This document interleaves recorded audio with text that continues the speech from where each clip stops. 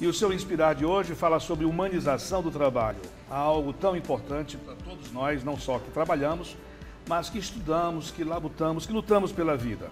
A nossa relação com o trabalho pode ser benéfica, pode ser sadia, mas pode ser escravizadora, pode ser estressante, pode ser patológica.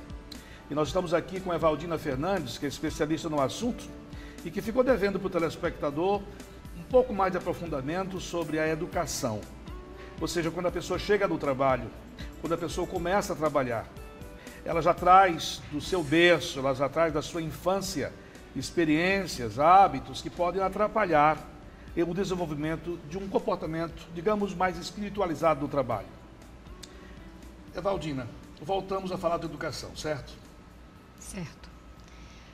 Educação, como o senhor diz, quem sou eu na frente de um catedrático de educação? Essa educação que eu gostaria de chamar a atenção é a educação, sim, da escola, que é responsável, o público, o privado está aí para nos ensinar a escrever, ler, aquela educação formal. Mas eu também falo dessa comunicação, da educação familiar, de valores que nós temos que ter, desse ensinar ao filho questões que nós sempre falamos do respeito, né, do que eu posso fazer para ser um ser que eu seja reconhecido por mim, né, onde eu tenha ética. Gente, eu posso ensinar ética na escola com livros maravilhosos, mas quando eu chego em casa, que ética que eu vejo? Eu vejo meu pai agindo como, eu vejo minha mãe é dentista, vou lá. E eu vejo minha mãe tratar os pacientes de forma grosseira, de forma pouco humana, e eu me formo em jornalismo. Eu posso chegar no meu ambiente de trabalho e repetir o quadro da minha mãe. Não interessa que tipo essa empresa está me oferecendo de serviço de saúde, de proteção e só dando uma pinçada. Hoje, o maior índice de afastamento do trabalho é a depressão. Depois, as doenças da coluna. Já foi diferente. Era a doença da coluna, hipertensão, diabetes. Nós estamos agora com pessoas deprimidas no trabalho. E nós acreditamos muito, graças a Deus, que tiramos essa dimensão apenas funcional de ser uma cadeira, de ser uma mesa, de ser uma câmara e cuidado para não ser um vaso sanitário. Isso é que me preocupa. Então, nós vivemos sendo coisas, por isso a história do programa de humanização. Pô, o que é isso? Eu posso ser uma pessoa digna e eu posso ser uma coisa. Quando eu transfiro em coisa, é quando eu venho lá da minha casa, vendo minha mãe tratar os pacientes dela com grosseria, com falta de cuidado, é o dinheiro, é a fama e esse cliente eu não trato integralmente. Eu vou para o meu ambiente de trabalho com aquela característica, eu passei por todos os cursos, eu sou PhD em jornalismo.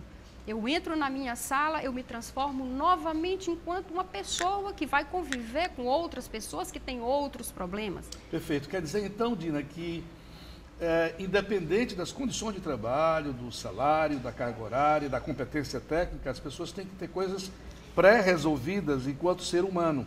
Esse programa, como você sabe, já discutiu ansiedade, já discutiu depressão, já discutiu inclusive fofoca no trabalho, como sendo coisas que não ajudam, que não motivam, que não dão essa qualidade de vida. Eu gostaria que você falasse um pouquinho mais sobre essas pré-condições, mas não no âmbito apenas dos recursos pessoais de cada um. O que a empresa, pela sua experiência, pode fazer para que coisas como essas, que estão bem mais escondidas do que aparecem no ambiente de trabalho, sejam de alguma forma dirimidas, esclarecidas, enfim, remediadas? Primeiro, nós temos, voltando à dimensão humana, né, que nós trazemos cada um, nossos problemas e nossa vivência, de como eu trato o outro dentro da empresa, e eu sou um recorte. Se coloque no lugar do outro. Hoje eu sou entrevistada do professor Cidinho, mas eu também sou dentista. Quando eu vou para a cadeira e vou atender meu paciente, eu tenho que fazer como se fosse eu. E se eu fosse cliente? Quando eu sou cliente do advogado, quando eu quero um banheiro limpo numa instituição pública. Então eu devo fazer meu trabalho me colocando no lugar do outro, sentindo a dor do outro. Não é que eu vá resolver todo o problema do mundo, mas naquele momento tem alguém na minha frente precisando de mim. Mas eu tenho certeza que o que o telespectador quer mesmo saber é o que fazer. A gente explica, a gente lê, a gente aprende, mas os nossos hábitos às vezes são mais fortes daquilo que a gente consegue aprender. Então as dicas, por mais que sejam simples, as orientações, por menos complexas que sejam, elas podem ajudar a gente a ter uma nova postura do trabalho. Eu queria que a nossa entrevistada, a Valdina, falasse um pouco sobre... Dá para dar algumas dicas? Eu sei que não há receitas para isso, mas dá para dar algumas dicas tanto para o empregador como para o colaborador de como fazer este retorno à satisfação e à saúde no trabalho? Neste momento, o empregador tem nas suas mãos vários programas de humanização. Introduzir nos programas de qualidade de vida questões como espiritualidade do trabalho, as relações interpessoais trabalhadas a nível mais de questões emocionais. O senhor sabia que hoje existe em grandes empresas, e aqui no Maranhão já existe, o telefone Eu Te Escuto, para o empregado ligar e falar de dor, de preocupação? Então, o empresário hoje tem muitas formas de investir nas questões mais humanizantes, como programas que envolvam a questão do ser, que envolvam questões emocionais, espirituais desse trabalhador. Investir em questões de reconhecimento apenas com um bombom em cima de um teclado. Muito obrigado pelo seu trabalho de hoje. Às vezes vale mais do que uma passagem de ida e volta para Fortaleza. Isso está provado. E a pessoa em si, o que eu faço? Investir na minha espiritualidade, investir nos meus valores, procurar uma oficina de meditação, procurar uma aula de Tai Chi Chuan, investir na limpeza física e emocional, porque o trabalho adoece. Adoece todos os dias pela pressão, pela rotina, pela obrigação, pela emergência de fazer as coisas. Hoje nós estamos sem tempo de comer, sem tempo de ver a família. Então, esse momento que você tem, que saiu do trabalho, que está indo para a sua casa, será que não dá para fazer uma meditaçãozinha no carro?